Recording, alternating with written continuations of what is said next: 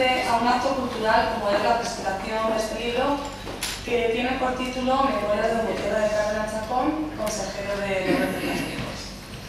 Gracias a la imprenta Rubiales, la editorial Ledoira, vamos a tener esta noche la oportunidad de conocer un libro que habla de nuestra historia, la historia local, la historia de Ocaña. Habla del personaje, por todos sabidos, Gutiérrez de Cárdenas, más destacado aún por la serie de televisión Isabel, pero ya conocido por nosotros, los ocañenses, como uno de los más ilustres de nuestros paisanos. Por esto es para mí un honor y para este ayuntamiento poder formar parte de este acto, pues no hay mejor forma de fomentar el turismo de nuestro pueblo que hablando de él y contando toda la historia y cultura que en Ocaña podemos encontrar, que no es poca, e invitar así a todo el que no lo conozca pues que venga a visitarnos. Recientemente hemos aprovechado el palacio del protagonista de la obra, entre otros monumentos destacados y significativos, para hacer un homenaje a Lope de Vega. Fue el día 6 de diciembre, en las jornadas abiertas, donde este palacio sirvió como escenario para una de las representaciones teatralizadas que se hicieron, donde se contaba de forma muy resumida parte de la historia de nuestro pueblo. Y un poco antes celebramos la segunda representación de la obra de Lope Pérez Ibáñez de Comendador de Ocaña, que volvió a ser todo un éxito. Por lo que durante los meses de octubre y noviembre disfrutamos del primer seminario celebrado en Ocaña en torno a Pérez Ibáñez. Y será la misma editorial de este libro, la editorial Ledoira, la encargada de publicar las actas de este seminario. Del personaje protagonista de la velada, ahora se encargarán de hablar más pormenorizadamente, pero simplemente quiero dejar unas pinceladas en mi palabra. Fue un personaje clave en la historia de nuestro país, y aunque las coyunturas le fueron favorables muchas veces, en la mayor parte de las mismas salió airoso gracias a su valor y su sexto sentido para enfrentarse a las dificultades.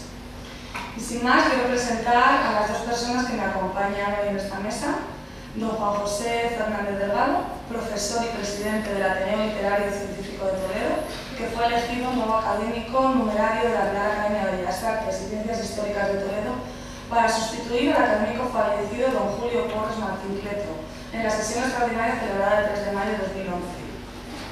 Doctor en Filología Hispánica, es autor de varios libros de creación literaria sobre los montes y la jara toledana. Ha publicado numerosos estudios, como Félix Uravalle, la narrativa de un escritor navarro-toledano, que fue su tesis doctoral, y reflexiones sobre aspectos fundamentales de la Celestina. También varias novelas, como La última página y La golondrina. Es coautor de Golfines, Bandoleros y Maquis en los montes de Toledo. Su última publicación ha sido el volumen Placas, dedicatorias y estatuas en la calle de Toledo. También nos acompaña el autor de la obra, Julio Longobardo Carrillo, de Torrijos. Es un historiador español, especialista en la historia de su localidad. Hijo de Dionisio Longobardo, un importante músico de Torrijos, estudió magisterio y posteriormente historia, dentro de la cual ha realizado numerosos trabajos de investigación. Fue fundador en 1998 de la Asociación Cultural Amigos de la Colegiata, de la que es presidente y desde la que ha realizado varias publicaciones, la mayoría relativas a distintos aspectos de la historia de Torrijos. Ha realizado numerosas publicaciones en diversas revistas de ámbito local, dando a conocer gran cantidad de datos de la historia local, no solo de Torrijos, sino de toda la comarca. Entre dichas publicaciones se puede destacar, entre otras, una biografía de Alonso de Covarrubias. Ha impartido también conferencias divulgativas sobre diferentes temas históricos y artísticos, y ha participado activamente en la recuperación del patrimonio artístico y cultural de Torrijos, promoviendo restauraciones de cuadros, libros cantorales, grabados, etc. En el año 2006 fue nombrado académico correspondiente de la Real Academia de Bellas Artes y Ciencias Históricas de Toledo. Y en 2014 el Ayuntamiento de Torrijos le nombró cronista oficial de la Villa de Torrijos. Sin más, les dejo la palabra.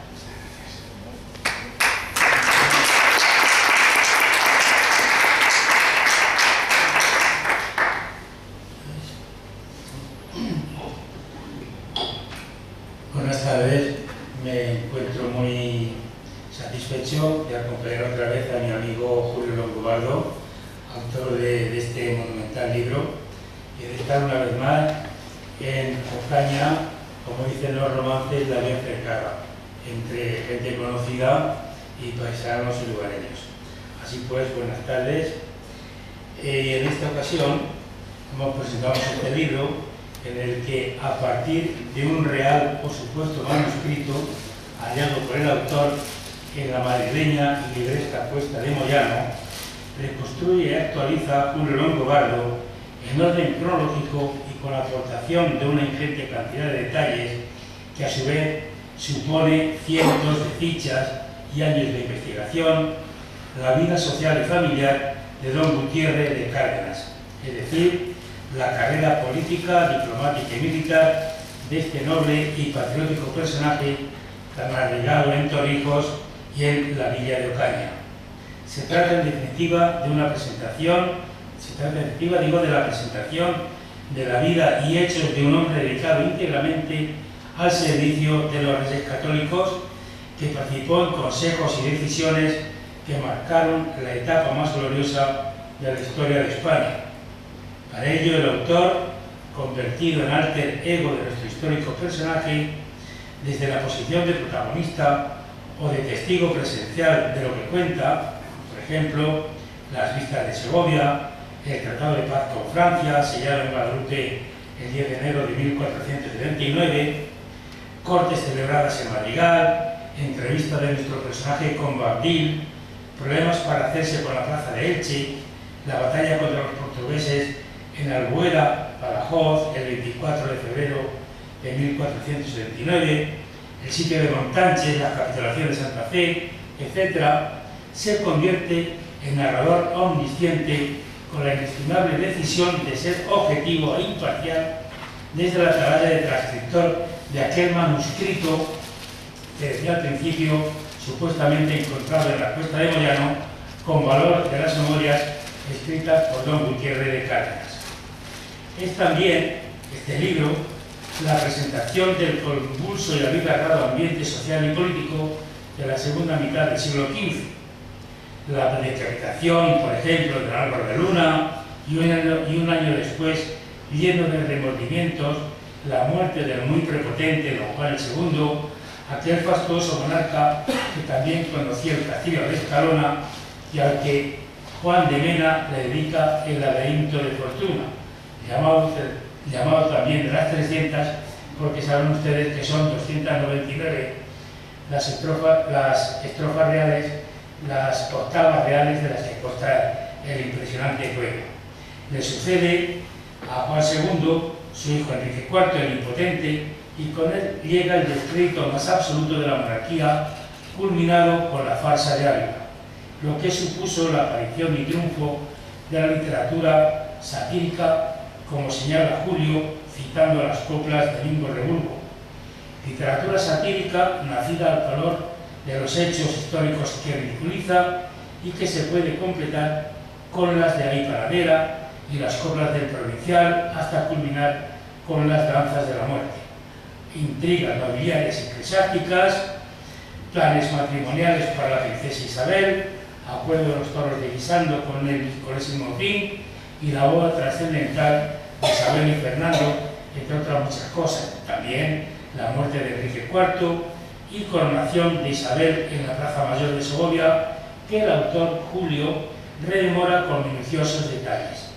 También la guerra de sucesión, Juana de Terneje, la batalla de Toro, y por fin la paz de Alcasovas y después la reconquista de Andalucía. Se inicia la última década del siglo XV con la conquista de Granada y el descubrimiento de un nuevo mundo. Y con este cúmulo de detalles, datos, nombres y fechas de incumbencia universal muchas, topónimos, personajes, hechos históricos y otros muchos cotidianos referentes bien al reino, bien a los reyes, bien al personaje biografiado, nos permite Julio Longobardo conocer gran parte de la intrahistoria de aquella abigarrada e impresionante época en la que se formó la nación más antigua de Europa, es decir, España, nuestra patria. Y se descubrieron también lejanas y exóticas tierras nunca antes imaginadas. Y todo ello, toda esta historia, da la impresión de que sucedió por razones de azar, aunque esa realidad histórica estuviera prácticamente predestinada. Todo ello compone el marco social de los hechos históricos en que participó nuestro personaje. Pero también se detiene Julio Longobardo en la exposición del plano personal de don Gutiérrez. El protagonista narra su primer amor y dolor ante su despedida y el rubor ante el amor definitivo, juegos de infancia en Ocaña, Ocaña la bien cercana, la muerte de su padre, la vida familiar de aquellos tristes días, sus distintos nombramientos y distinciones, nacimiento de sus hijos y muerte de uno de ellos, boda de su hija, sus gratos recuerdos y agradecimiento para su maestro, el franciscano Fray Bernardino de Arévalo, su feliz estancia en Medina de Rioseco. También hay muestras de su amor propio, puesto a prueba en varias ocasiones. Acude a ver a su hermano, que ha sido herido en los alrededores de Mérida, luchando contra los portugueses, etc. Pero entre y debajo de este abigarrado ambiente histórico y social se desliza el deleite del autor, que yo intuyo lleno de añoranza de aquellos esplendorosos tiempos del siglo XV, en los que también había honestidad y amor a los reyes, y estaba aún por hacerse el asiento y la consolidación de nuestra patria. Y la complacencia del autor también intuyo al transformarse en alter ego del personaje biografiado por lo que antes señalaba, por esa honestidad y honradez que le distingue, pues como afirma don Gutiérrez en el prólogo de sus memorias, las he escrito más con el corazón que con la pluma, cuyo contenido va dirigido a un referente muy concreto, su hijo don Diego de Cárdenas Enrique, primer duque de Maqueda, sus hijos y sucesores. Baste con recordar algunos ejemplos para afirmar lo que se vislumbra, es decir, el deleite y la añoranza de Julio. El primero ocurre en la Catedral de Toledo el 6 de febrero de 1480, que yo estoy seguro que me hubiera gustado a mí también, haber estado allí como testigo, como fiel curioso. Fecha en que se jura con toda solemnidad al príncipe Juan como heredero legítimo de los reinos de Castilla y León. Ceremonia con valor de Cortes Generales en la que estaban presentes los grandes de España, el alto clero, los comendadores de las órdenes religiosas, los procuradores de las ciudades civiles y ricos hombres. En aquella extraordinaria ocasión se tomaron decisiones trascendentales para la centralización del poder en los reyes, que también estoy seguro añora nuestro ilustre amigo Julio Longobardo. Se acordó que las órdenes militares debían entregar a los reyes sus respectivas insignias y pendones, quizá por sugerencia de nuestro personaje, pues siempre, palabras textuales, aconsejé a mis señores que la incorporación de las órdenes militares a la corona supondría un primer paso para sanear la maltrecha hacienda y el sometimiento de gran parte de la nobleza. Asimismo, se prohibió que los duques fueran precedidos de ballesteros de maza y que ostentaran coroneles, pues ello ya era exclusivo del poder real. Además, se acordó que ningún noble pudiera colocar membrete con su título en cartas ni documentos por la razón anterior. Es decir, se procuró centralizar todo el poder disperso entre los nobles en la figura de los reyes católicos, cosa muy distinta a lo que ocurre en nuestro actual reino de taifas. Se institucionalizó la figura del corregidor, máximo representante del reino en villas y ciudades, y como colofón de aquella espléndida jornada, los reyes honraron a don Andrés Cabrera y a su esposa doña Beatriz de Bobadilla con el título de marqueses de Moya y les entregan la villa de este nombre. Y aquella otra ocasión en Sevilla, en que los reyes invisten a nuestro personaje el hábito de caballero de Santiago y le conceden la encomienda mayor de León, con decoración que tan honrosamente había llevado su padre, también la rememora Julio con sumo deleite. Y también muy complacido se detiene el autor transcriptor de las memorias en el acto de la coronación de Isabel como reina de Castilla en Segovia, de cuyos actos protocolarios se encargó don Gutiérrez de Cárdenas. Y ahora cita textual: partió el cortejo desde el patio de armas del Alcázar, al toque de fanfarrias y nafiles, acompañado por el redoblar de tambores, se abrieron las puertas y aparecieron los farautes gritando: ¡Castilla, Castilla, Castilla por la muy alta y poderosa princesa! Dos regidores guiaban las riendas del caballo de la princesa y otros sostenían el palio brocado. Don Andrés Cabrera y el arzobispo Carrillo flanqueaban a doña Isabel, y todos los nobles eclesiásticos, concejos de la ciudad y comuneros de la comitiva caminaban a pie, seguidos de innumerables guardias, lanceros, ballesteros, portaestandartes, músicos, y delante de mí, bellísima y radiante señora, tras los heraldos, iba yo a caballo, sosteniendo en mi mano diestra una espada desnuda cogida por la punta y con la empuñadura en alto a la usanza española, para que vista por todos, hasta por los más distantes, comprendieran que se aproximaba la que podía castigar a los culpados con la autoridad real, dice en la página 106-107. Pero quizá lo que con más regusto personal haya redactado el autor, por esa aproximación, identificación entre ambos, nuestro personaje histórico y el autor, sea la compra de Torrijos y el lugar de Alcabón, por la relación, claro, de procedencia de Julio de Torrijos, y en esa facultad de actualizar aquellos hechos factuosos con tantos y tan precisos detalles y de unirlos al discurrir de la vida cotidiana, es una cualidad que sobresale en el libro y admiro en nuestro ilustre amigo Julio Longobardo. Y por este camino de interiorización del autor en el personaje histórico, a veces surge la duda si se intenta averiguar a cuál de los dos corresponden los comentarios que brotan del supuesto fluir de la conciencia de don Gutiérrez de Cárdenas. Me refiero, por ejemplo, a cuando relata el fallecimiento del arzobispo don Alonso Carrillo de Acuña en Alcalá de Henares. A este respecto dice el narrador que, comillas, que su pérdida fue muy sentida por los reyes, y a continuación: cuando conocí la noticia, evoqué con cierta tristeza la figura del arzobispo. Yo no soy quien para juzgar sus miserias humanas, y cuando un hombre entrega su vida al Todopoderoso, procede a recordar sus buenas acciones y a olvidar sus posibles errores. A pesar de su enemistad, procede, durante los últimos años de su existencia, he de reconocer y agradecer la especial simpatía que sintió por mí y los buenos y prácticos consejos que me dio cuando le serví como ayo, sin olvidar sus buenas gestiones para facilitarme la adquisición de la villa de Torrijos y el lugar de Alcabón al Cabildo de la Catedral de Toledo.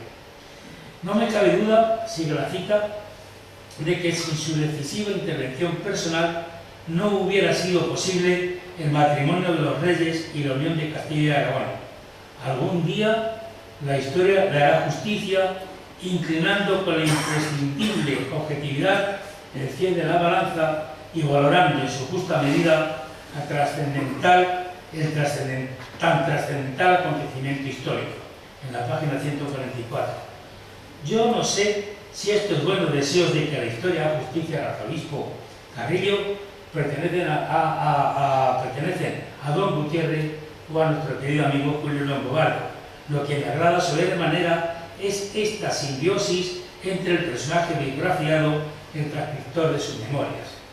Y lo mismo ocurre un poco más adelante, cuando después de la derrota de Loja, el rey regresa a Córdoba abatido, aunque decidido a buscar financiación para nuevos ataques, financiación que encuentra, entre comillas, en la venta de bienes confiscados a los judíos conversos condenados por el Tribunal del Santo Oficio. Aquella institución, continúa supuestamente don Gutiérrez, de la que me permito una y mil veces opinar que tenía poco de santa y menos de oficio.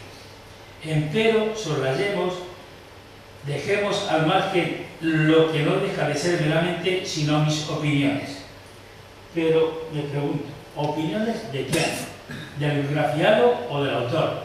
Tal es la perfecta simbiosis, que a mí me encanta, entre el personaje histórico y el transcriptor y difusor de su biografía. Dos ejemplos más en que no sabemos a quién corresponde el comentario. Comillas. Conviene hacer saber a vuestras mercedes que entre los torrejeños y el cabildo de la Catedral de Toledo existían graves problemas. La vía de Torrijos no era ni mucho menos rentable en el aspecto económico y sí un cúmulo de quebraderos de cabeza para la mesa capitular encargada de su administración, pues solo recaudaba anualmente 75.000 maravedís, en la página 147. Y más adelante, Camino de Galicia. Permítanme vuestras mercedes una sencilla explicación sobre la anarquía imperante en estas tierras gallegas previa a la definitiva campaña pacificadora. Estas afirmaciones y comentarios me parece que son más propias de Julio, ensayista y dominador del tema que trata, que de Julio, fiel transcriptor de las memorias de don Gutiérrez de Cárdenas y Chacón. Y los adjetivos con que define don Juan Pacheco, marqués de Villena, intrigante, malvado y enquistado enemigo, como leemos en la página 106, a quien pertenece, aunque se muestra más ecuánime con el marqués que su propio y puntual cronista, Alonso de Palencia. Antes aludí a que el narrador nos cuenta en orden cronológico el desarrollo biográfico de don Gutiérrez de Cárdenas, artífice, colaborador de aquel glorioso reinado y del que bien pocos tienen noticia. Pero a veces se rompe este orden cronológico con retrocesos narrativos con los que se recuperan hechos anteriores. Así, por ejemplo, al hablar de la compra de Torrijos, alude a la eficaz intervención del arzobispo Carrillo, cuando más arriba había dado cuenta de su muerte en Alcalá de Henares. En otra ocasión, se refiere al Tratado de Alcasovas, después de haber hablado de las circunstancias que lo motivaron y de la firma del mismo, con lo que da dinamismo y agilidad al relato. También recuerda aquel triste verano de 1456, cuando una afección estomacal acabó con la joven vida de mi padre, página 23-24 al principio. Y, cómo olvidar aquellos maravillosos años de infancia, sin duda los más felices de mi vida. Bueno, pues todo esto lo recuerda Julio con sumo deleite. Con estas citas y comentarios quiere decir que nuestro admirado autor y amigo Julio Longobardo está totalmente entregado al tiempo en que se desarrollan los hechos y viven los personajes y a los personajes mismos. Don Gutiérrez, doña Teresa, el cardenal Mendoza, Cisneros, fray Hernando de Talavera, los propios reyes católicos, sobre todo la reina Isabel. Y a través de todo ello se adivinan los nobles sentimientos de Julio y su patriotismo y la añoranza de aquellos tiempos en que España era poderosa y vigorosa, pues resolvía problemas concernientes a su propio destino, alcanzaba su unidad, descubría un nuevo mundo y abría sus puertas a un prolongado siglo de oro que se desarrolló, no nos engañemos, en 2 siglos. Que es muy fácil decir siglo de oro, pero son 2 siglos. Vamos a dejarnos de... En fin, es este un trabajo complejo y exuberante y riguroso, dedicado a recuperar a la actualidad, aunque solo sea de erudita, la extraordinaria figura de don Gutiérrez de Cárdenas, político, militar, diplomático y protagonista singular en el reinado de los Reyes Católicos. Y esa es la intención de Longobardo, porque se duele con suprema razón de la escasez de referencias historiográficas de cualquier orden sobre su persona y hechos en libros de texto, ensayos, monografías o tesis doctorales. A su vez indica para las páginas de los libros de historia, especialmente para los estudiantes, libros de historia de toda España y para memoria colectiva en general, pero ya no como transcriptor de las memorias de don Gutiérrez, sino como Julio Longobardo, reivindica también a un puñado de personajes que cooperaron para hacer realidad las páginas más gloriosas de nuestra nación, porque solo algunos han sido sacados del polvoriento silencio de los archivos por estudiosos y eruditos. Otros, sin embargo, permanecen sumidos en el espantoso anonimato de las viejas crónicas y esperan igualmente ser recuperados como ejemplo y lección para la actualidad. Este suculento contenido lo agrupa el autor en un amplio y puntualizado índice compuesto por 14 capítulos titulados y de distinta extensión, integrados por varios subcapítulos que encauzan el desarrollo cronológico de los hechos acaecidos y la biografía de don Gutiérrez de Cárdenas, aunque a partir del capítulo 11 el relato se ciñe más a lo personal biográfico, por lo que se puede afirmar que con él termina la biografía de nuestro personaje, porque luego habla de las fundaciones que dejó en Torrijos y de sus obras finas. El último capítulo, como si el autor quisiera agotar todo lo concerniente al marco histórico, añade más de 20 reseñas biográficas de los principales personajes de la época con que se relacionó don Gutiérrez, para los que reclama también su actualización para la memoria colectiva.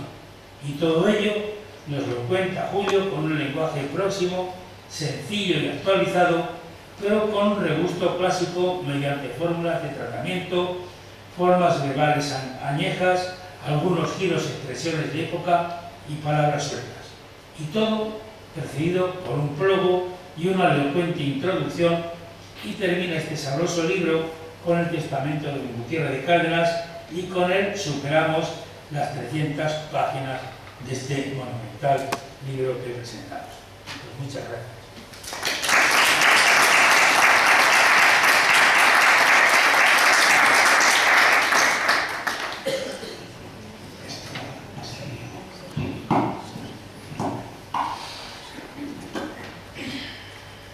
Dignísimas autoridades, querida Eva, amigos todos, buenas noches, bienvenidos a este acto cultural que aquí nos congrega en esta gélida noche, en este precioso marco del Auditorio Municipal de la Casa. Gracias por recibirme por segunda vez, por permitirme estar junto a vosotros una vez más, pues siempre guardaré un gratísimo recuerdo de una charla. Considerad que no es en ningún momento lo puedo considerar una conferencia, porque el término conferencia es excesivamente pedante y academicista, que di el 11 de mayo de 2006, junto con una sencilla exposición conmemorativa del 5º centenario de la muerte del más ilustre hijo de la historia de esta villa, de don Gutiérrez de Cárdenas Chacón. Pues no olvidéis, queridos amigos, que de entre la copiosa nómina de ilustres hijos de esta villa, don Gutiérrez ocupa un lugar preeminente. Don Gutiérrez de Cárdenas Chacón, y no, permitidme que haga una pequeña corrección, don Diego Gutiérrez de Cárdenas, pues curiosamente he visto este error que anteriormente comentaba con nuestro amigo Julio Jiménez antes de empezar el año.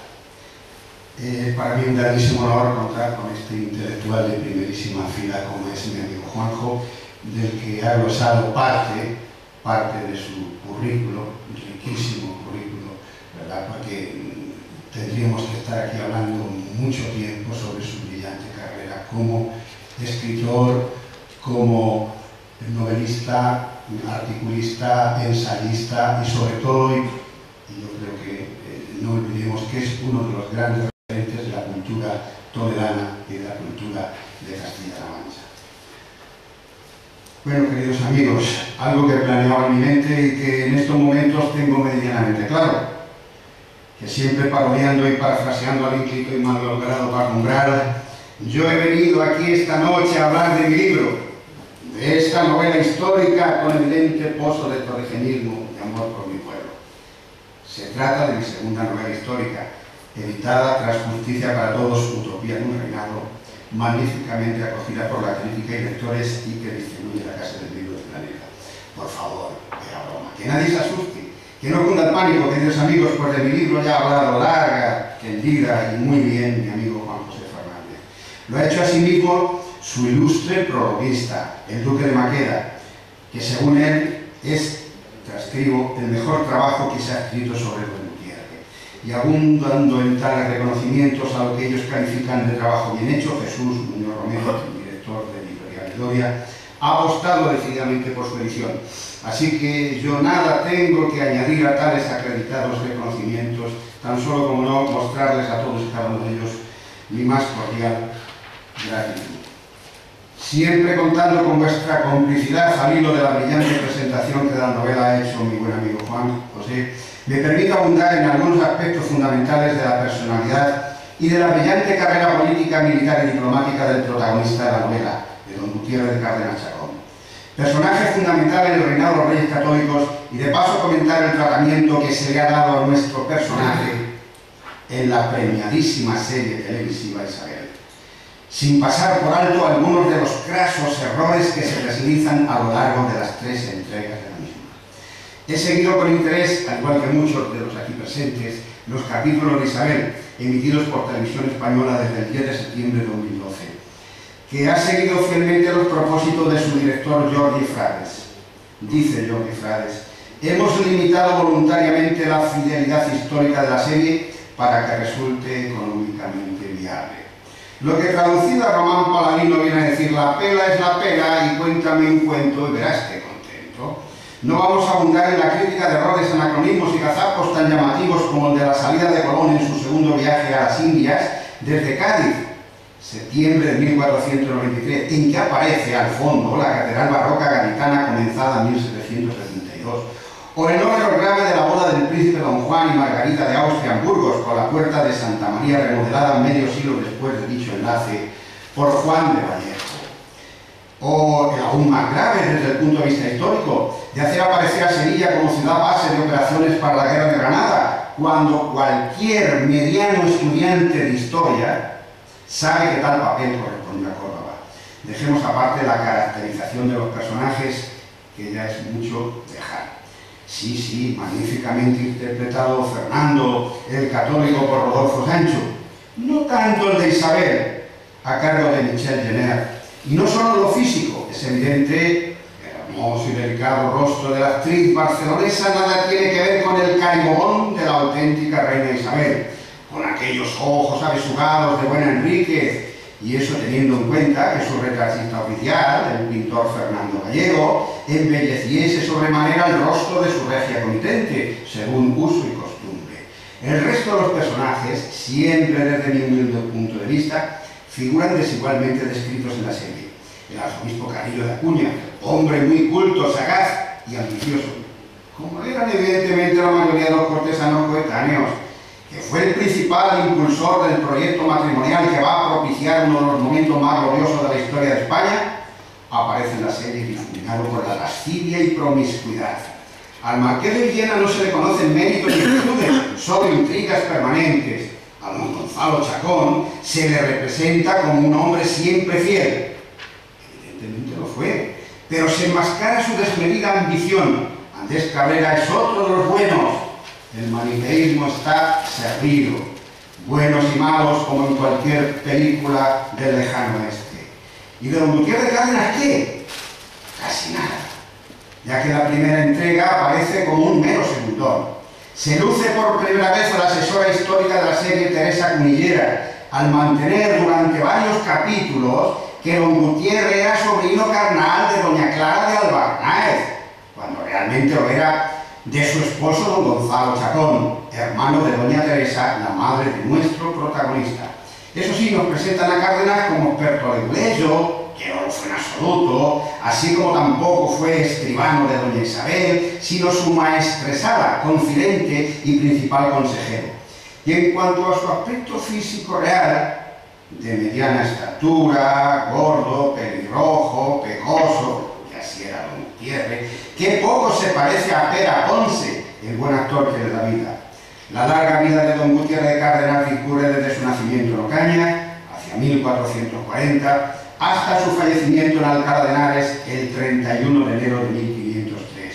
Junto a su hermano Rodrigo, don Gutiérrez recibe una esmerada educación en el monasterio franciscano cañense de Nuestra Señora de la Esperanza. En mayo de 1457, don Gonzalo Chacón, al servicio del arzobispo Alonso de Carrillo de Acuña, le pasa a don Gutiérrez para su aprendizaje y servicio del cardenal arzobispo de Toledo. 3 años después, Carrillo Chacón propone a Enrique IV que nombre para el cargo de maestresala de la princesa Isabel a don Gutiérrez, integrándose así en la llamada corte del destierro junto a la reina madre, aquella que enloqueció por amor a don Álvaro de Luna, pero eso es otra historia, y del principito Alfonso y su joven señora. La noticia del embarazo de la reina Juana de Avís, esposa del rey Enrique IV el Impotente, provoca aún más las maledicencias atizadas por el marqués de Villena. Las intrigas nobiliarias y la falta de autoridad del rey conducen a la vergonzosa farsa de Ávila el 5 de junio de 1465. La Liga Nobiliaria, liderada por Carrillo, proclama rey al principito Alfonso. Estalla la guerra entre el rey y los rebeldes de la llamada Liga Nobiliaria. 17 de diciembre de 1467 es presentada en la corte en calidad de camarera de doña Isabel, una bellísima joven de apenas 18 años, esbelta, de grandes y rasgados ojos verdes y larguísima cabellera rubia recogida en sendas trenzas. Es doña Teresa Enríquez Alvarado, hija natural del futuro almirante don Alonso Enríquez. Será años después la esposa de don Gutiérrez de Cárdenas. 5 de marzo de 1468, fallece en extrañas circunstancias el reyecito Alfonso. Don Gutiérrez notifica el óbito a villas y ciudades castellanas, a la vez que el manifiesto de la princesa Isabel pasa por todas las ciudades en el que se la considera como legítima heredera al trono.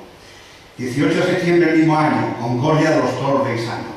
El rey Enrique IV declara nulo su matrimonio con Juana de Avís e ilegítima su hija Juana la Beltraneja, reconociendo los derechos sucesorios de su hermanastra Isabel. Entre los acuerdos de dicho tratado destaca uno muy importante. Isabel no había de casarse sin el consentimiento de su hermano el rey Enrique. Pero una vez instalada la corte de la princesa aquí, precisamente en Ocaña, en el palacio o casa de los Cárdenas, Carrillo pone en marcha su plan de casar a Isabel con el príncipe heredero de Aragón, don Fernando, hijo de Juan II. En Ocaña se vive uno de los momentos más gloriosos de la historia de España, idas y venidas de embajadas y más embajadas a la casa palacio de los Cárdenas, enviadas por los aspirantes al matrimonio con Isabel. Ellos sirvieron de inspiración a numerosas coplas y romances populares que aquellos días se cantaban en esta villa. Una de ellas decía: la infanta de las Castillas quieren sacar a la venta, los compradores venían montados en mulas negras. Y esta otra, que no dudaba en reconocer los méritos del príncipe aragonés, joven, apuesto y valiente. Flores de Aragón, dentro de Castilla son, en don de Aragón. O aquesta otra, que no deja de aludir a las vanas pretensiones portuguesas, francesas e inglesas. Aquestos que no querían y esos otros no los dejan, Portugal y Francia pasan, después que pasó Inglaterra. Solo Aragón ha quedado, que es lo mejor de la feria. 5 de marzo de 1469. Capitulaciones matrimoniales de Cervera. Supondrá para don Gutiérrez, transguisando el impulso definitivo para la configuración de su rico patrimonio. Comienza la gran aventura, acercar a don Fernando a Valladolid desde Zaragoza, para casarse precisamente en la ciudad del Piso de acá con su prima Isabel. Es uno de los episodios más novelescos sobre el que la serie Isabel, curiosamente, ha pasado casi de puntillas.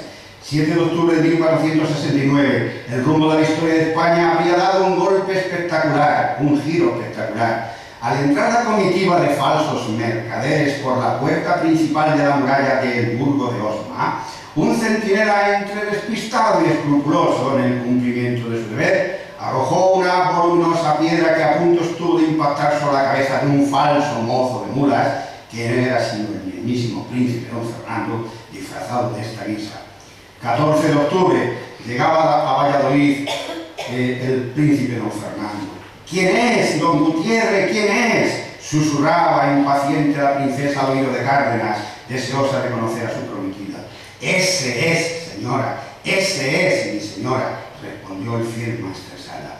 Anécdota que daría pie a que doña Isabel permitiera a su máximo hombre de confianza, don Gutiérrez Cárdenas, incluir en su escudo heráldico una orla con las S en recuerdo de aquel feliz y trascendental encuentro.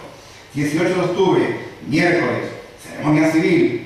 Todos los continuos sacaron tajada, principalmente Chacón y Cárdenas, como no. Carrillo encima aprovechó para reforzar sus poderes. Aquellos poderes son omnímodos. Todos a tres, decía Carrillo, gobernaremos como si fuésemos un solo cuerpo y una sola alma. 19 de octubre, jueves, ceremonia religiosa. A Isabel, sumamente piadosa, le preocupaba sobremanera la expedición de una bula papal, pues no hay que olvidar que eran primos, para que se permitiese aquel enlace. Y Carrillo, que no reparaba en tales melindres, respondió a la joven: naturalmente que dispondré de ella, mi señora. Vuestro tío Fadrique Enrique nos la ha traído, una vez revisada por el legado atlátare, don Santiago de Benenes. La tal bula era más falsa que Judas, más que esos famosos billetes de 30 euros. El obispo de Ávila, aquel famoso don Juan Darias de Ávila, apodado el Puto, en las compras de Mingo Rebulgo, la había falsificado y en ella rezaba al final: signada putat nullo piscatoris. Y además con su fecha, con fecha 28 de mayo, faltaría más. Como veis, mi señora, dijo el hipócrita Carrillo, en lo espiritual nada nos falta, afirmó el redomado pícaro arzobispo de Toledo al presentar el documento a la princesa. La consumación matrimonial no fue televisada porque aún la tele no se había inventado. Esta primera entrega, tan pródiga en cameos, perdió una ocasión histórica, nunca mejor dicho. No menos de 6 cortesanos, entre los que se encontraba don Gutiérrez, consiguieron estar presentes en la consumación de aquel acto. Tras una cortina, eso sí, hay que ser pudorosos. A la mañana siguiente, la sábana, con las indelebles manchas sanguinolentas de la virginidad de la recién esposada, fue expuesta al público, que enfervorizado aclamó a la princesa. Sin comentarios. 7 de mayo de 1470. La corte, por razones de seguridad, abandona Valladolid y se establece en la villa de Dueñas, la villa palentina de Dueñas. 24 de agosto de 1470, doña Isabel dona la villa de Elche y el lugar de Crevillente a don Gutiérrez, entregado a ella en las capitulaciones de Cervera. O sea, lo que hace es transferir esta posesión. No de muy buen grado, como comentaba anteriormente con mi amigo Lázaro. El 1 de octubre de 1470, la reina Juana de Avís, esposa de Enrique IV, da luz a una niña a quien se le impone el nombre materno. La madrina, su tía Isabel. A finales de dicho mes, Enrique IV deshereda a su hermanastra y proclama heredera legítima a la princesita Juana la Montaneja, o la hija de la reina, eufemismo no exento, de mala uva, con que la denominaba su tía y madrina Isabel. 1 de julio de 1471. Boda de don Gutiérrez y doña Teresa Enríquez en la iglesia de Santa María de Mediavilla, en Medina de Río Seco. Don Gutiérrez entronca con la alta nobleza. No olvidemos que él no procedía de esa alcurnia. 4 de octubre de 1474. Fallece en extrañas circunstancias en el lugar de Santa Cruz, Cáceres, cerca de Trujillo, el marqués de Villena, cuando se dirigía a tomar la ciudad de Trujillo. Demasiadas casualidades o coincidencias en la muerte del reycito don Alfonso, del turbulento maestre de Calatrava cuando venía a casarse aquí en Ocaña con la reina, con la princesa entonces Isabel, y que murió, como sabéis, en circunstancias un tanto extrañas, de don Pedro Girón, hermano del marqués, y ahora del mismísimo Pacheco. Rumores más que fundados apuntaban a envenenamiento, abocados, según el argot de la época. 12 de diciembre de 1474 fallece sin testar en el Pardo Enrique IV. La noticia llegó a las pocas horas al Alcázar de Segovia. Tras las breves honras fúnebres, don Alonso de Quintanilla y nuestro omnipresente don Gutiérrez Cárdenas convocan urgentísimamente el Consejo para organizar la coronación de Isabel. Al alborear el 13 de diciembre todo estaba dispuesto para la solemne coronación. La comitiva partió del Alcázar y direcció a la iglesia de San Miguel. Así lo narra Colmenares, cronista de la ciudad de Segovia. A los heraldos caminaba don Gutiérrez sosteniendo la mano diestra una espada desnuda, cogida por la punta y con la empuñadura en alto, para que vista por todos hasta los más distantes comprendiera que se aproximaba la que podría castigar a los culpados por la autoridad real. 19 de octubre, la reina nombra a don Gutiérrez contador mayor, un gaje extraordinario. A don Fernando, que se hallaba junto a su padre levantando el sitio de Perpiñán, atacado por los franceses, no le gusta ni el fondo ni la forma de la coronación de su esposa, y no está dispuesto a jugar el papel de rey consorte. El peligro de una posible ruptura planea. Era muy preocupante para todos, para aragoneses y castellanos. El 2 de enero de 1475, Fernando regresa de la campaña aragonesa y entra en Segovia, afortunadamente en medio de la aclamación popular. 15 de enero, Isabel y Fernando firman el acuerdo para la gobernación del reino más conocido por la Concordia de Segovia. 20 de febrero de 1475, defección de Carrillo. Carrillo estaba defraudado por haber conseguido el capelo cardenalicio que Alejandro Borja, a instancias de Fernando y de su padre, otorga a don Pedro González de Mendoza, marqués de Santillana. Desde la muerte de Enrique IV, Alfonso V de Portugal el Africano inicia una serie de contactos con gran parte de la nobleza castellana, a la que invita a reconocer a doña Juana la Beltraneja, su prometida, como sucesora legítima. 22 de mayo, el monarca portugués, al frente de un poderoso ejército, penetra en tierras castellanas, dirigiéndose a Plasencia. 3 días después será proclamada y jurada como reina de Castilla y León la princesa Juana. El día 29 tenía lugar el enlace matrimonial del rey portugués y su jovencísima sobrina, una niña. Imaginad quién ofició la ceremonia nupcial. Fácil, Carrillo, se había vuelto la chaqueta. Estalla la guerra civil por la sucesión al trono de Castilla y León, culminada victoriosamente por la suerte de Isabel y Fernando en Toro, el día 1 de marzo de 1476. ¿Quién fue el auténtico héroe de la batalla de Toro? No lo reconocen los historiadores españoles, tienen que ser historiadores norteamericanos los que nos vienen a decir que dio un giro espectacular cuando don Gutiérrez se jugó la vida en un momento de decisión de la caballería del rey Fernando. Es más, don Gutiérrez arremetió contra el que llevaba el estandarte real portugués, contra don Duarte de Almeida, y lo narra perfectamente un historiador norteamericano. Dice que picó espuelas a su caballo y con la espada le cercenó el brazo a don Duarte de Almeida, quien era tanto el valor del portaestandarte portugués que la bandera portuguesa la llevaba en los dientes. Bueno, pues de ese trofeo, precisamente obtenido en Toro, se conserva en la Catedral de Toledo y en la Capilla de los Reyes Nuevos, ¿verdad? No solamente la coraza de don Gutiérrez, de don Duarte de Almeida, sino también el pendón portugués que arrebató don Gutiérrez de Cárdenas. Quiero deciros que eso es uno de los hechos más gloriosos que definen uno de los rasgos más significativos de don Gutiérrez, su valor, su valentía. Posteriormente dirige las campañas de pacificación de los focos sediciosos de Extremadura, Andalucía, Galicia y el País Vasco. El 18 de diciembre de 1477 es nombrado comendador mayor de León de la Orden de Santiago. 4 de septiembre de 1479, junto a don Rodrigo Maldonado, actúa como principal plenipotenciario en la patria alcazobas. Las mercedes recibidas, cuantiosísimas, los sustanciosos ingresos oficiales y prósperos negocios, yeguadas, fábricas de cañones, salinas, minas, monopolio de la explotación de horchilla en las Islas Canarias. La horchilla era una especie de cochinilla de la que se obtenía una especie de colorante muy caro y muy apreciado en la época.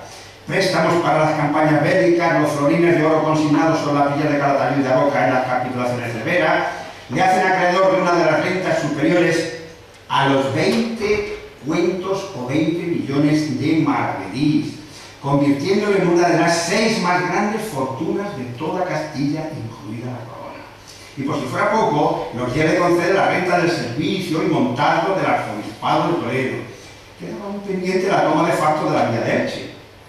Elche no quería ser castellano, Elche quería ser aragonés, y Elche quería depender, como defendió toda su historia, de las reinas de Aragón. Agotada la vía diplomática y la paciencia del rey, Elche fue tomado por la fuerza el 5 de septiembre de 1481. La villa capitulaba el 20 de diciembre y don Gutiérrez entraba triunfalmente en la ciudad ilicitana. El encumbramiento definitivo de don Gutiérrez va a llegar con la guerra de Granada. Durante la década que dura el conflicto, don Gutiérrez desempeña un papel fundamental como militar y diplomático, pero no desaprovecha la ocasión para aumentar más aún su rico patrimonio. El 25 de marzo de 1482 compra Torrijos y Alcabón por 5 cuentos y 130.000 maravedís a la mesa capitular de la Catedral Toledana. Funda varias memorias en dicha catedral e instituye una capellanía en la capilla de Nuestra Señora de la Antigua, donde aparece retratado junto a su esposa y que es una de las capillas conocidas en Torrijos a base de machacar mucho y tal vez poco conocida por los ocañenses. Os invito a que vayáis a la catedral y admiréis esa representación que es de las poquitas que quedan de don Gutiérrez, ¿verdad? Le veis ahí, es el que está orante, está de rodillas, y encima tenemos al apóstol Santiago. Y doña Teresa figura aquí con un cáliz vibrante, no se ve posiblemente en la foto, y están los dos en esa capilla que está a orilla de la capilla bautismal de la Catedral de Toledo, lo podéis admirar. Bueno, bien, después de la compra de Torrijos, compra Maqueda el 26 de febrero de 1483 a don Alonso Carrillo, un sobrino que tenía el mismo nombre que su tío. Además, Quismondo, San Silvestre, Santa Cruz del Recamar, Valle de Santo Domingo, Gerindote y Carmena, confirmando así el señorío estado de Maqueda y convirtiendo a Torrijos en su capital o centro neurálgico. Esa es una de las preguntas que me quería hacer Lázaro y que se la contesto ya, porque consideró a Torrijos como el lugar céntrico de ese nuevo estado que él creó y que dio también posibilidades de que allí pudiera medrar aún más su rico patrimonio. Mas retomemos el libro narrativo de la Guerra de Granada, donde Cárdenas despliega valor, sagacidad y sus admirables dotes diplomáticas, puestas especialmente de manifiesto en las tomas y capitulaciones de Álora, Setenil, Cártama, Ronda, Loja, Vélez Málaga, Baza, Almería. El 1 de enero de 1492, otro hecho memorable, un día antes de la entrega de la ciudad de Granada a los reyes católicos por parte de Boabdil, don Gutiérrez se entrevista en el Salón de Comares de la Alhambra con el rey Chico, con Boabdil, último rey nazarí, para pactar la entrega de dicha ciudad al día siguiente. Fue pues el primer caballero cristiano en entrar en la ciudad. Y los reyes se muestran una vez más generosos con el comendador en los repartimientos, el señorío de la Taja de Marchena y en las tierras de Almería, siendo el más beneficiado de todos los caballeros cristianos. Atención, queridos amigos, y ojo a lo que hemos visto en la tercera parte de la premiadísima serie televisiva. Había dimitido por razones justificadas de salud como director argumental y jefe de guiones Javier Olivares, en paz descanse. A quienes nos habíamos quejado del escaso protagonismo conferido a la figura de don Gutiérrez, le enviamos un borrador de este libro. En la primera parte, amén de haberle consignado algunos errores sobre el tratamiento dado en la serie a la personalidad del comendador.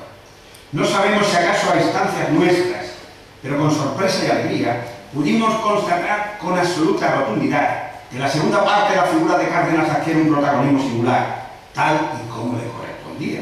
Se hace justicia en la segunda parte, nada más. ¿Sí? Más o decepción, polidad de polidades, mysterium fascinans tremendum. En esta tercera entrega se le eliminó, missing, desaparecido, caput. Y el actor Pera Ponce, pues a paro, como muchos millones de españoles.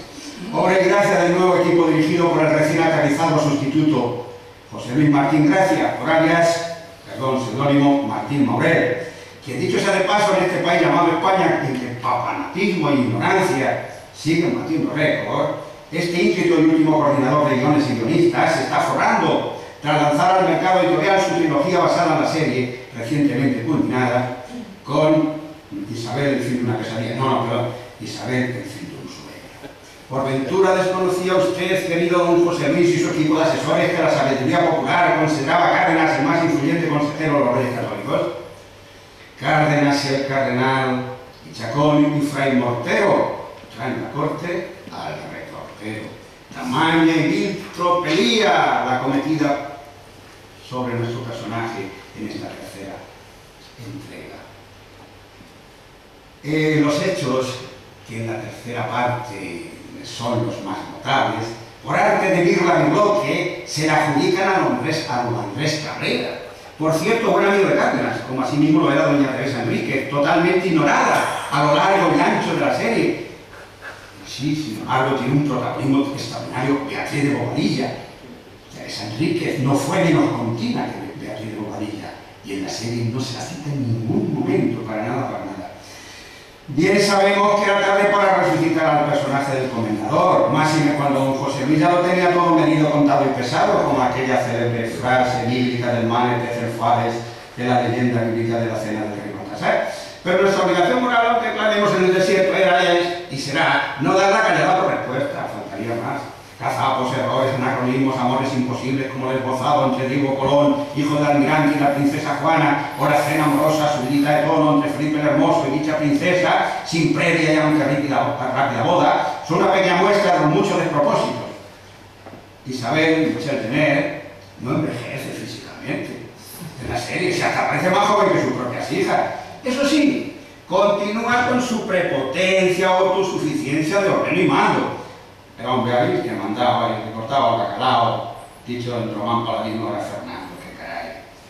Claro está, siempre fiel a esa especie de marido Logan que han venido deslizando, que fue una mujer adelantada a su tiempo, cuando habría que discutir, anacronismos y chapuzas a punta pala, como diría un castizo, y con muchos habéis podido observar, comentar y criticar. Proliferan en esta tercera parte, que van desde esa citada y curiosa salida gaditana ya citada, de la Zota Caulina, sin olvidar el fallecimiento, víctima de unas inventadas viruelas del joven príncipe, Don Juan, con el juego televisivo que hubiera dado, poner en escena las causas verdaderas de su muerte, de su romántica muerte, anemia agravada por un exceso de amor, que fue la muerte del príncipe, o el imperdonable olvido por parte de los sabios asesores de que fue don Gutiérrez de Cárdenas uno de los plenipotenciarios principales que firmaron el famoso Tratado de Tordesillas, y eso está firmado, documentado. Y allí estuvo Cárdenas, además con una misión muy curiosa. Mira, hacías un poco los tontos, porque siempre los listos historiadores españoles han dicho, mandamos a 4 tontos a que pactaran con los portugueses. No, ellos tenían órdenes concretas de hacerse los tontos. ¿Por qué? Porque convenía establecer una paz con Portugal. Había matrimonios de princesas españolas con príncipes portugueses y había que afianzar la paz. Eso de que los portugueses eran más listos y tal y cual, eso es una tontería. Y allí estuvo, como representante y principal plenipotenciario, Gutiérrez de Cárdenas, que se aprendió la razón por cierto. Bueno, se cumplió el objetivo declarado por Jordi Frades, director de la serie de La Pera en la Pera. Los documentos están para consultarlos, pero yo creo que han consultado muy pocos documentos. Un ruego, por favor, queridos amigos, permitidme que de forma abreviada señale hechos trascendentales a la vida de Cárdenas, obviados por tan competentes asesores históricos de la serie.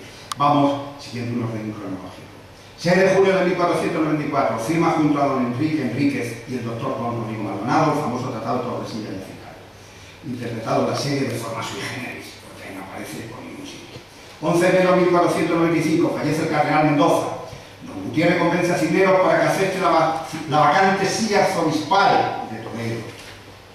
Él fue el que le convenció a Cisneros para que aceptase el cargo. 22 de agosto de 1496, don Gutiérrez, su esposa doña Teresa y su hija María embarcan en Laredo para acompañar a la princesa Juana a Flandes, donde ha de casarse con Felipe el Hermoso. 4 de abril de 1497, con motivo de la boda del príncipe don Juan con Margarita de Austria, en Burgos, se celebra un concurso hípico en el que participa don Alonso de Cárdenas Enríquez, segundogénito de don Gutiérrez, ayo y amigo del príncipe don Juan. El joven sufre un accidente siendo aplastado por su propio caballo. Sus restos mortales serían trasladados desde el monasterio burgalés de la Santísima Trinidad hasta el panteón familiar del monasterio torrejeño de Santa María de Jesús y el otro San Juan de los Reyes, que el comendador había encargado de dirigir a Juan Guas. 17 de agosto de 1501, don Gutiérrez y su esposa acompañan a la princesita doña Catalina de Aragón a Inglaterra, donde ha de contraer matrimonio con Arturo, príncipe de Gales. 24 de junio de 1502, último acto oficial de su larga vida. Aconseja y convence al rey Fernando para que no ponga en peligro su vida, pues el rey deseaba incorporarse a la campaña de Italia. 31 de enero de 1503. Fallecía en el Palacio Arzobispal de Alcalá de Henares, rodeado de su esposa e hijos, ante la presencia de la reina Isabel y del cardenal Cisneros, don Gutiérrez de Cárdenas, el más fiel y eficaz consejero que tuvieron los reyes católicos, siendo trasladados sus restos al panteón familiar de la desaparecida iglesia parroquial de San Pedro de Ocaña. He de aclarar que aquí permanecieron los restos poco tiempo, hasta que Juan de Lugano, un escultor italiano, desde Génova, mandó el mausoleo que después sería colocado en la capilla funeraria de Nuestra Señora de la Encarnación del monasterio torrejeño, el otro San Juan de los Reyes, de Santa María de Jesús. Así que durante algún tiempo los restos de don Gutiérrez descansaron aquí en su villa natal de Ocaña. La providencia, tal vez divina, ha permitido a nuestra asociación de amigos de la colegiata, aquí tengo a uno de mis más eficaces colaboradores y amigos, Justiniano de la Peña, que gracias a él estamos proyectando estas imágenes que ha recreado y creado. Pudimos encontrar los restos arqueológicos de ese monasterio, tan relacionados con la vida de don Gutiérrez. Si hacemos cálculos económicos, y la colegiata de Torrijos es un monumento extraordinario, seguramente que lo conoceréis la mayoría de vosotros, he de deciros que el monasterio de Santa María de Jesús costó 5 veces más que la obra de la colegiata, una obra extraordinaria. Y es más, don Gutiérrez consiguió lo que no consiguieron los reyes. Sabéis que San Juan de los Reyes fue construido como mausoleo para albergar los restos de Isabel y Fernando. Bueno, pues era tan poderosa la fuerza o la influencia que tenía la orden franciscana que no desadmitió la capilla funeraria en San Juan de los Reyes. Sabéis que están en la capilla de Granada. Bueno, pero don Gutiérrez consiguió una capilla funeraria en su propio monasterio, en su otro San Juan de los Reyes. Curiosísimo, ¿verdad?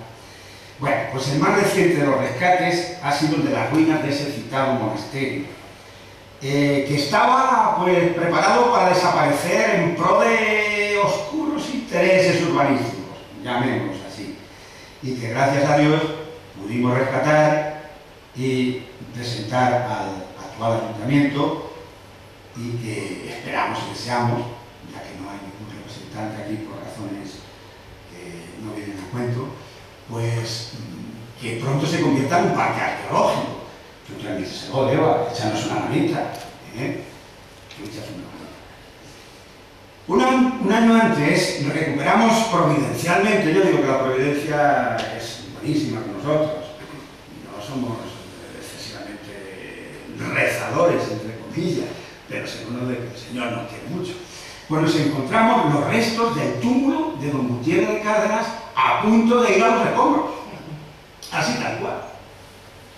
Unos obreros del ayuntamiento estaban haciendo limpieza, entre comillas, en uno de los patios de la colegiata, y casualmente, pues mira, estábamos por allí, lo vimos, ¿no? ¿Qué pasa? Que esas piedras que hay ahí, que no, nos ha dicho el párroco que lo quitemos, esto es una porquería. ¡Quietos ahí, hombre! Llamamos al arquitecto municipal, dimos cuenta de lo que se iba a hacer y se recuperó. Y luego después, a base de vender nuestros libros y de algunas ayudas de las instituciones, pudimos restaurar ese túmulo, que es una maravilla y que hoy pues, es uno de los auténticos tesoros de la historia de Torrijos, y que se conserva en el centro del coro de la capilla, del coro de la colegiata del Santísimo Sacramento. Así que otro hallazgo más de la providencia. Bien, en cuanto a los restos mortales de don Gutiérrez, se encuentran en la colegiata del Santísimo Sacramento. No los hemos podido identificar porque estaban, cuando se hizo la restauración de la colegiata, pues los ataúdes estaban ahí unos sobre otros. Incluso tampoco hizo una buena labor el Museo Arqueológico Nacional, que mandó allí gente para que intentaran hacer algo al respecto, porque se lo dimos blanco y ensopado, como se suele decir. Encontramos un ataúd pequeñito, con una espada dorada sobre el pecho, y claro está, se trataba de ese personaje que murió accidentalmente en Burgos, de don Alonso de Cárdenas Enríquez. Y ese sí que se lo dimos blanco y ensopado. Pero no han hecho absolutamente nada en el Arqueológico Nacional por identificar los restos, y cuánto nos hubiera gustado, ¿verdad?, que hubiéramos podido identificar los restos de don Gutiérrez de Cárdenas. Ya sabéis que el monasterio fue incendiado por las huestes napoleónicas, después llegaron por las desamortizaciones, la exclaustración, la venta, etcétera, etcétera, etcétera, y menos mal que los restos de estos nobles personajes se trasladaron a una cripta dentro del altar mayor de la colegiata del Santísimo Sacramento. Bueno, hay un error de bulto que no quiero pasar por alto. Doña Teresa Chacón, madre de don Gutiérrez, no era sobrina de don Gonzalo Chacón, sino su hermana. Lo digo porque ha aparecido por ahí en alguna publicación. Mas al margen de tales consideraciones, con humilde ruego de tocayo, enmendallo, en referente a tales felices Horacio Caramis, retomemos el himno reivindicativo. ¿Es o no de justicia nuestra queja del olvido o de la burda ignorancia o manipulación con que la serie Isabel ha tratado principalmente en su última entrega a nuestro personaje? Creo que hace falta dar explicaciones. Y una postrera reflexión para cañenses y torrijeños. Ahora que no hay ninguna autoridad que nos oiga aquí, pues lo vamos a soltar. Yo siempre suelo aprovechar cualquier charla, que no conferencia, repito, pues para reivindicar una cosita. Y digo lo siguiente: hemos sabido valorar en su justa medida, ocañenses, torrijeños o cañenses, los méritos de este personaje insigne de nuestra historia, de la historia de España. Tal vez aún en nuestros días seamos deudores de un homenaje y reconocimiento a su inmortal memoria, sin menoscabo de las razones históricas que fundamentan el hermanamiento de la villa alicantina de Aspe y nuestros hijos. Pero hemos de considerar que cuántas veces los árboles no nos dejan ver el bosque, y este bosque para nosotros lo tenemos bien cerca, la villa de Ocaña. Bueno, queridos amigos, si mi charla, que no conferencia, ha contribuido, aunque sea mínimamente, a que conozcáis un poco mejor la figura extraordinaria de don Gutiérrez de Cárdenas, miel sobre hojuelas, como habréis podido comprobar, pese a mi amenaza inicial, espero haber cumplido mi promesa. Yo no he venido a hablar de mi libro, no he dicho casi ninguna palabra, ya habló Juan, ¿verdad? Ahora sí, no me resisto a leeros la opinión que ha merecido al auténtico duque de Maqueda. Que me vengan aquí los legalistas a decirme que no es el duque de Maqueda, porque entonces la vamos a liar. Vamos a ver que la línea sucesoria de la actual corona, qué es lo que ha pasado, y por qué las ramas femeninas se imponen a las masculinas y hay una nueva ley sálica, etcétera, etcétera. Pero no vamos a liarnos aquí. Como aquel que dice, pues, vamos a correr un estúpido velo. Una vez finalizada, dice el auténtico duque de Maqueda, la lectura del libro, se acrecienta aún más mi admiración por la vida de su extraordinario protagonista, trascendental político, hombre de armas, valiente, sagaz, ambicioso, uno de los personajes fundamentales de las acaso más gloriosas páginas de la historia de España. Querido lector, me permito afirmar con rotundidad que sobre don Gutiérrez de Cárdenas nunca se ha hecho un trabajo tan riguroso y completo como el que tienes ahora en tus manos. Disfruta con su lectura como yo he tenido el inmenso placer de hacerlo. Espero y deseo fervientemente que quienes leáis esta novela histórica que os presentamos esta tarde-noche admiréis al insignio cañense y señor de Torrijos, casi como su autor, y que por encima de todo disfrutéis con su lectura, como así os anima el prólogo su noble descendiente, don Luis María Gonzaga de Casanova y Cárdenas, duque de Maqueda. Muchas gracias a todos por vuestra presencia y buenas noches.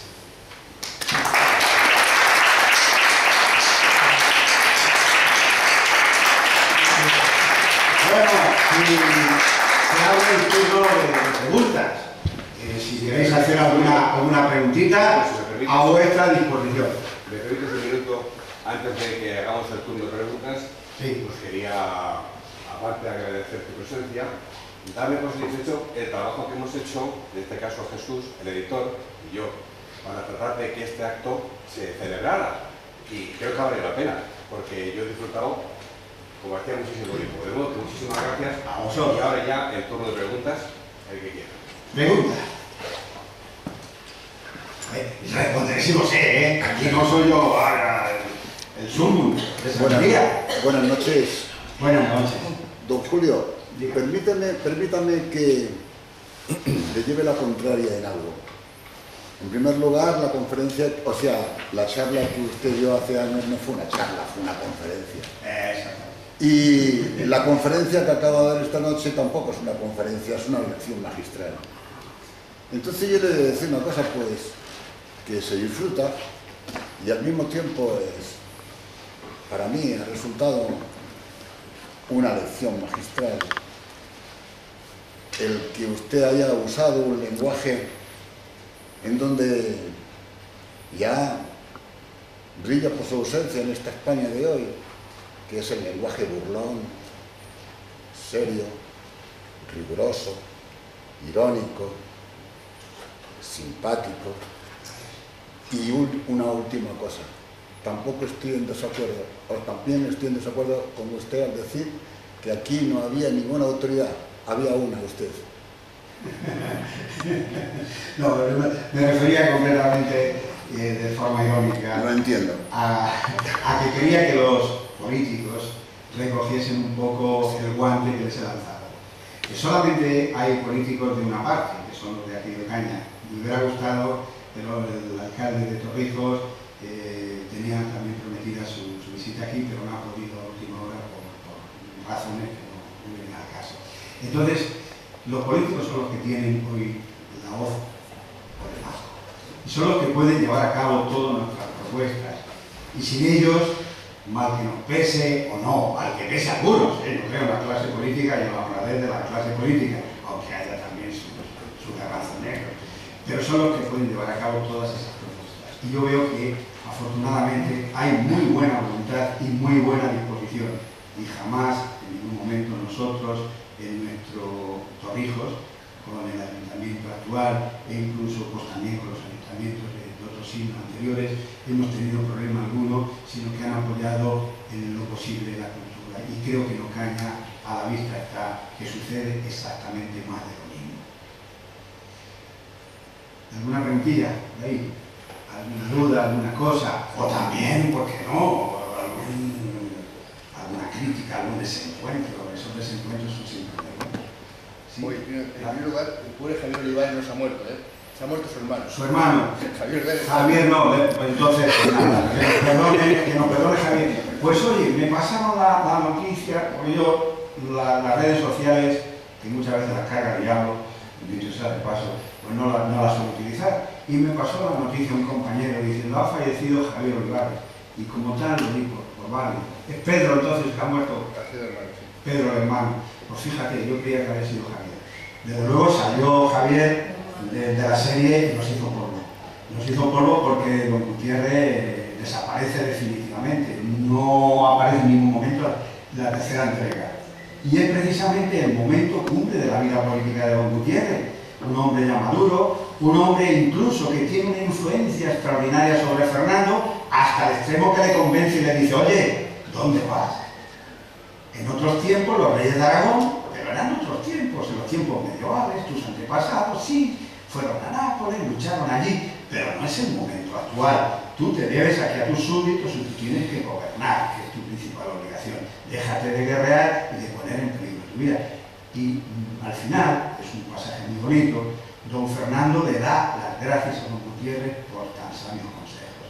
Es uno de los momentos últimos de su vida. En la serie, claro, no aparece porque hemos dicho que la tercera parte se va a encargar.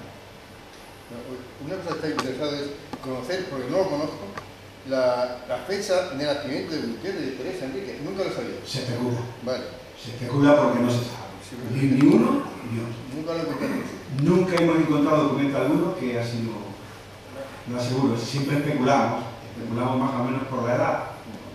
Seguimos situados esas fechas, es porque si él muere en el año 1503, imaginamos, porque tampoco se sabe exactamente los años que tenía, imaginamos que tendría unos 60 años, edad en la que en aquella época se era ya muy, pero que muy viejo. Y así lo dicen los cronistas, pero no te dicen los años que tenía don Gutiérrez en el momento de su muerte. 60 años será muy viejo. Hay otro tema que has tratado de una serie de muertes que ha habido para que Isabel fuera reina. Estoy interesado en una de ellas, que es la de Enrique IV. Enrique IV, desde mi punto de vista, fue envenenado por Andrés de Cabrera y alguno más. Puede. Hay un tema curioso, eso me refería Puede. a lo llamado el privilegio del arropador, que se estableció a partir de ahí. ¿Podrías hablarnos un poco de esto más? Porque yo le he visto así de pasada el privilegio del Copa de Oro. ¿De la? Copa de Oro. Lo desconozco. Lo desconozco. No, pero es que quería decir, No, parece lo de la muerte de Enrique IV, hombre, es casual que se sintiese cuando ha llegado Fernando a Segovia y él acude allí, se entrevista con ellos y pasa unos días con ellos, se siente mal. El rey se siente mal después de una cena. Regresa de nuevo a Madrid, al Pardo. Y es curioso que poco tiempo después fallezca.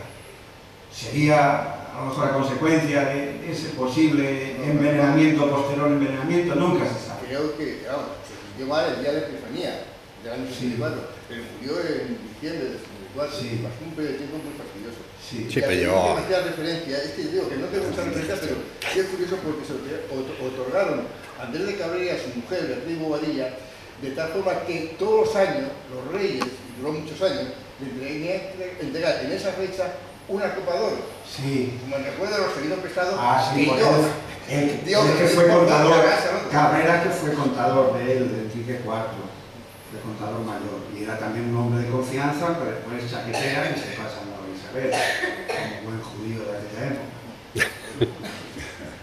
De todas formas, podía haber muerto de una indigestión también. Y es que hay muchas casualidades, como he dicho, es que muere de indigestión, muere el hermano del marqués, cuando viene aquí a Ocaña a casarse, en Villarrubia el hombre, le entra a la... Unas muertes muy curiosas, mueren de un dolor profundo en la garganta. Si alguien es médico y puede más o menos acercarnos a la muerte de estos personajes, un fuerte dolor en la garganta acabó con la vida del famoso y turbulento Calatrava, y por otro lado de su hermano en Trujillo, en Santa Cruz. Por cierto, que aparece en la novela Villarrubia Santiago. No, Villarrubia de los ojos. Sería de los ojos, sí. Sería Villarrubia de los ojos, casi seguro. Pero dice Villarrubia nada más. No, pero venía de lejos, no va a morir ahí a las puertas. No tiene sentido. A las puertas, moriría un poquito antes. Pues sí, Villarrubia.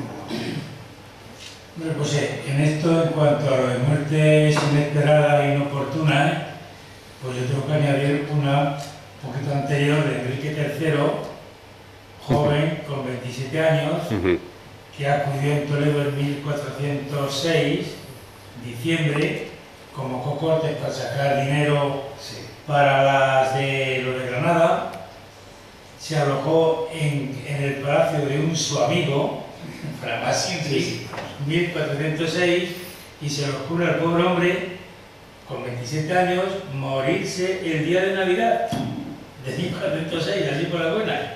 Hay quien dice también que fue envenenado por un clericado, por un médico judío. Claro, pero eso es que 27 años, con 27 años, pues murió y así por la buena. Pues que una estirpe como los Trastámara, que ya nacieron con mal pie, pues cualquier cosa podía ser. Y el otro, el segundo. Todos, desde el primero. Desde Enrique II. ¿Saben ustedes un detalle curiosísimo de Enrique II? En la capilla de Reyes Nuevos en Toledo es algo increíble. Pues resulta que en el túmulo maravilloso, gótico, pues está en la capilla de Reyes Nuevos, y detrás está su mujer, que es hija de su padre, quiero decir, doña Juana Manuel, hija de su padre, el de los famosos cuentos del conde Lucanor. Están allí contiguos. Y enfrente Enrique III y su esposa también. Pues resulta que en el túmulo de Enrique II, pues si ustedes van, no lo pueden ver si no es con una escalera, pero los dos pies del túmulo, en frío mármol, un pie está metido en su correspondiente y labradísimo zapato, pero el otro está metido en una especie de sandalia o de alpargata mal ajustada. Y eso, pues claro, hay pues eso, luego hay dibujos de los dos pies que se ven perfectamente. Bueno, eso no, yo lo he visto, me subí en una escalera y lo he visto. Y se dice que es precisamente porque padecía de gota. Y entonces el artista que elaboró el túmulo pues hizo hincapié en ese detalle. Y también se dice que fue envenenado, es decir, que echaron veneno en el zapato. Realmente un médico judío pues que le hizo una herida en el zapato, se engangrenó el pie, y hace referencia este detalle del zapato del túmulo, pues es otra avería. Hombre, es que es muy original que, por ejemplo, Enrique IV murió con los zapatos puestos, nunca mejor dicho, y nadie se atrevió a quitárselos. ¿Por qué? ¿Por qué? Porque a lo mejor hacían pupa. Hacían pupa. Efectivamente, pudo matar al judío doctor. A raíz de ahí, cuando se prohíbe a los judíos ejercer la medicina, cosa que no se cumple, porque la Reina Isabel usa al judío para tener medicina. Enrique II, si está muy claro por las crónicas, que le mató un árabe, matado por el rey Mohamed V de Granada, porque le temía, porque había sido la parcialidad de Pedro I el Cruel. Y entonces le mandó un joven árabe, que hizo la comunidad, que es muy guapo, simpático y tal. Y entonces le regaló unos orteguíes fabricados al estilo morisco. ¿Qué dice las crónicas también? Que estaban impregnados de veneno. El veneno no lo comenta. Y yo siempre he entendido que era un veneno vegetal, como podía ser lacónico, que envenena por impregnación. Esa es la historia de Enrique II, que le puso un orteguíes y efectivamente murió poco después. Yo también parecía gota. Lo deja en una crónica. Cosas Porque hija de estuvo morisco. ¿Alguna preguntita más? ¿Alguna curiosidad? Bueno, pues nada, Eva, si hablas tú como que quieras. Muchas gracias por acompañarnos esta noche, a hecho disfrutar y nada, nos veremos en la próxima. Si Dios quiere. Que no olvidéis ese guante que dejaba en el aire. Claro. Bueno, muchas gracias.